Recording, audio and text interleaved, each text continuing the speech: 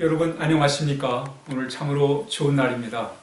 오늘 함께 나눌 하나님 말씀은 시편 65편 10절의 말씀이 되겠습니다. 우리 함께 읽겠습니다. 주께서 밭고랑에 물을 넉넉히 대사 그 이랑을 평평하게 하시며 또 담비로 부드럽게 하시고 그 싹에 복을 주시나이다. 아멘. 다윗은 우리가 잘 아는 것처럼 하나님의 사람이었습니다. 하나님의 사람이었다는 건 늘 그는 하나님을 생각하며 살았어요. 그리고 모든 자연 만물 앞에서 그런 하나님의 역사하심, 하나님의 인도하심을 늘 경험을 했습니다. 그래서 다윗은 비가 오는 날 정말 그 하나님께서 내리시는 그 비로 인해서 감사를 하나님 앞에 드리는 내용이 오늘 본문의 말씀이 되겠습니다. 주께서 밭고랑에 물을 넉넉히 대사 그 이랑을 평평하게 하시고 또 담비로 부드럽게 하신다. 이렇게 고백하는 거예요. 다윗은 비가 내리는 것을 그냥 보지 않고 하나님께서 이렇게 참 비를 내려주신다는 것에 대한 감사한 마음, 그리고 그 비로 인해서 하나님은 이 세상 만물에 때를 따라 필요한 것을 채워주시는 하나님이심을 이렇게 찬양하고 또 감사하고 있는 것입니다. 우리 늘 하나님의 은혜 속에 살아야 돼요. 또 하나님의 은혜를 의지하고 살아야 됩니다. 아무리 기술이 발달하고 또 내 가진 것이 참 넉넉하고 또 내가 세상 살아가는 수단이 아무리 좋다 할지라도 우리 늘 하나님의 은혜를 구해야 돼요. 무슨 얘기냐면 오늘날 관계시설이 참 많이 발전했습니다. 언제라도 논에다가 밭에다 물을 댈 수 있는 수로가 발전해 있어요. 그러나 아무리 수로가 발달하고 해도 비가 와야 됩니다. 비가 오지 않으면 아무리 수로가 잘 되어 있다 할지라도 비를 대신할 수는 없는 거예요. 이게 무슨 얘기냐면 아무리 인간이 과학을 발전하고 또 살아가는데 불편한 것들을 하지만 여전히 하나님의 은혜는 필요하다는 거예요. 여러분, 우리가 채소밭에 물을 주는 것과 하나님께서 비를 내리신 것, 물 주는 것은 비 내리는 걸 따라갈 수가 없습니다. 아무리 참 가뭄에 말이죠. 물을 자주 줘봐도 비 한 번 내리면 비 한 번 내리는 것, 그것을 사람의 노력으로 따라갈 수 없다는 거예요. 그게 무슨 얘기냐면 바로 우리는 하나님의 은혜가 늘 필요하다는 거예요. 사람의 노력도 중요하지요. 그렇지만 사람의 노력은 하나님의 은혜를 따라갈 수가 없습니다. 그러니까 우리는 어떻게 해야 돼요? 하나님의 은혜를 믿고 하나님의 인도를 받고 살아야 돼요.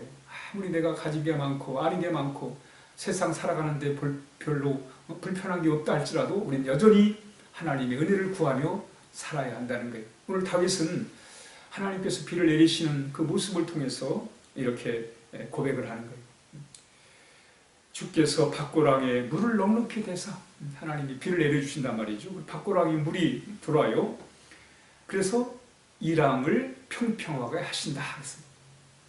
비가 내림으로 인해서 이랑을 평평하게 하신다.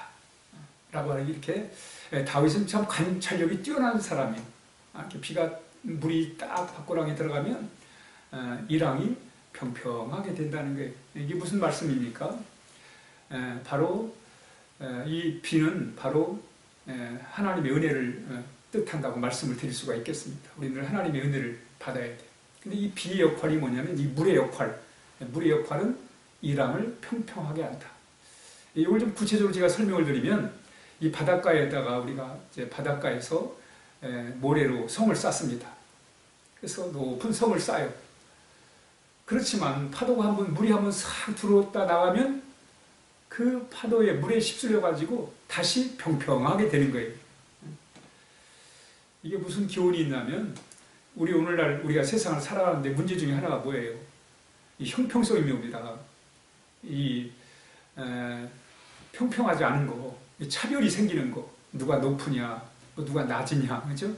누가 높은 자리를 차지했느냐, 누가 낮은 자리에 있느냐, 누가 많이 가졌느냐, 누가 적게 가졌느냐, 누가 많이 아느냐, 적게 아느냐, 이놈의 차별 때문에 세상에 살아가는 사람들이 많은 어려움과 고통을 당합니다. 그러나 물은 무슨 역할을 해요? 이 땅을 평평하게 한다는 거예요. 다시 말하면 하나님의 은혜는 우리의 삶을 평평하게 한다는 거예요. 평등하게 만들어가는 게 하나님의 은혜입니다.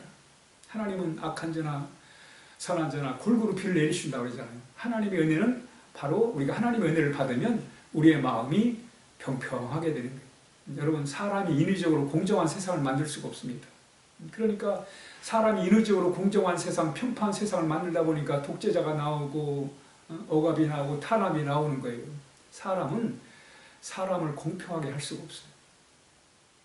사람을 공평하고 평등하게 하는 분은 하나님이십니다. 하나님이 은혜를 담비를 내리시면 바로 우리가 하나님의 은혜를 받을 때 그런 생각을 하게 돼요. 야, 높은 것도 별거 아니구나. 뭐 낮았다고 별것도 아니고, 이런 가치관을 갖게 되는 거예요. 하나님 앞에서 여러분, 아무리 빌딩이 높아봐야 비행기 아래에서 내려다보면 별 차이 없어요. 마찬가지입니다.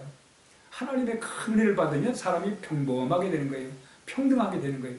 하나님의 은혜를 받은 사회는 평등하죠. 여러분, 물론 이 세상은 차별이 심합니다. 높고 낮음이 기복이 너무 심해요. 그러나 하나님의 나라는 평평한 시대예요. 하나님의 은혜로, 하나님의 사랑으로 이렇게 사람들의 그런 모든 신분이나 모든 삶이 평평한, 평등한 그런 사회가 된다는 거예요. 물이 그런 역할을 한다는 거예요. 물이 고랑에 들어가니까 이랑이 평평해진다. 그러면서 또 단비로 부드럽게 하시고, 비가 오면 땅이 딱딱하게 굳어버립니다. 어떤 땅은 돌덩이처럼, 비가 안 오면 돌덩이처럼 굳어져 버려요. 근데 그런 땅에 말이에요, 비가 내려보세요. 땅이 다시 부드러워지는 거예요. 마찬가지로 우리는 하나님의 은혜를 받아야 돼. 우리의 마음이 돌짝밭같이 말이죠. 길바닥같이 완악한 마음이라도 하나님의 은혜의 단비가 내리면 부드러운 마음이 되는 거예요. 우리는 부드러운 온유한 마음을 가지고 살아야 됩니다. 그런데 우리의 마음이 온유한 마음이 어떻게 됩니까? 하나님의 은혜를 받을 때, 은혜의 단비를 받을 때, 성령의 단비를 충만히 우리의 마음에 받을 때 길바닥 같은 우리의 마음이 부드러운 마음이 되는 거예요. 다윗은 참 통찰력이 뛰어나요. 단비로 부드럽게 하시고 그랬어요.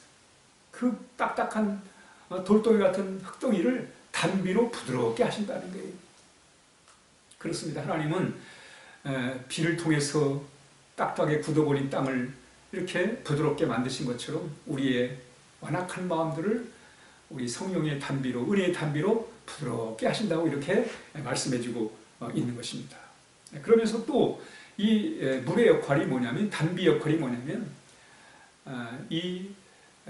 여러분들 시멘트 가루가 그냥 딱딱해지지 않습니다. 물을 부어가지고 그래서 같이 섞어서 합쳐놓으면, 그러면 같이 이렇게 결속이 되는 거예요. 뭉쳐지게 되는 거예요.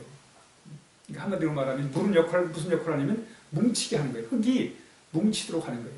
그래서 옛날에 흙벽돌이나 또 흙집을 지을 때 진흙에다가 흙에다가 물을 부어가지고 그래서 진흙을 만들어가지고 이렇게 흙집을 만들었던 거란 말입니다.